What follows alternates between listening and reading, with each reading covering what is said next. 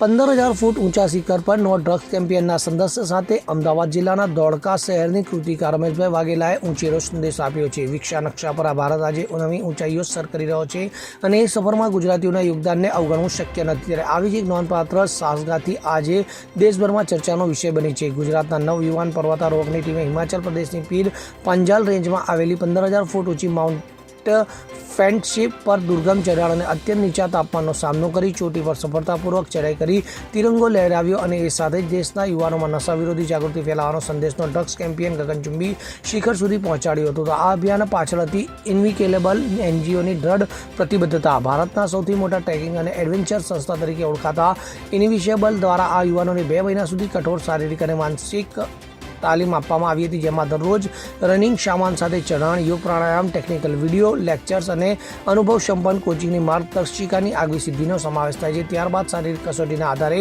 આ યુવાનોની પસંદગી કરવામાં આવી હતી। ઇદ્રીસ શેખ સાથે CN24 ન્યૂઝ, ધોળકા।